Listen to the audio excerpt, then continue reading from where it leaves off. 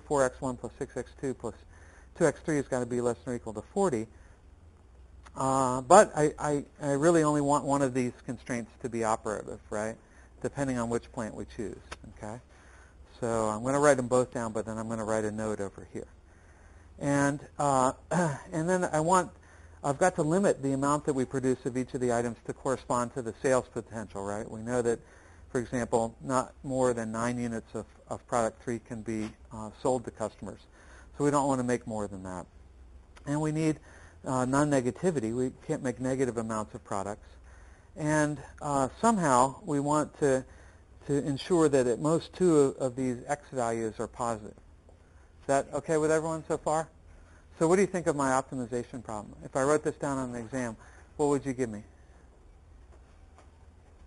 You get to be the graders. What score do I get for this?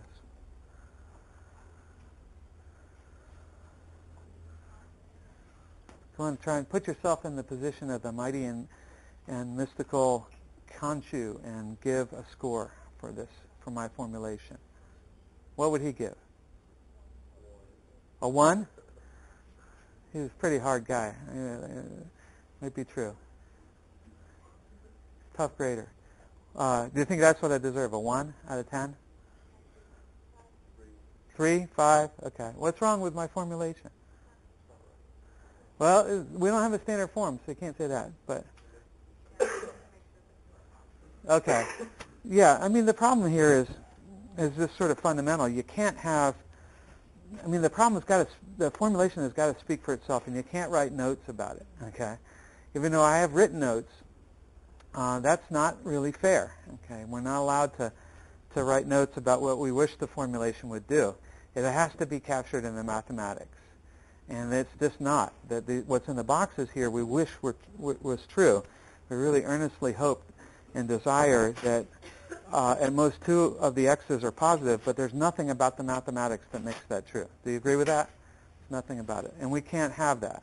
And likewise, we can't have, we really wish that only one of these constraints were around, but we've got both of them sitting there. And there's nothing that will come along to remove one of them, because we're trying to make an integrated decision here. We're trying to decide which plant to use, which products to produce, how much of each product to produce, all at the same time, and not in sort of a sequential nature. So if we decided, for instance, that if we said that we were going to make our decision about which plant to use to do the production first, then we could do that, but it would be sort of an arbitrary choice because it would have been made independent of the decision.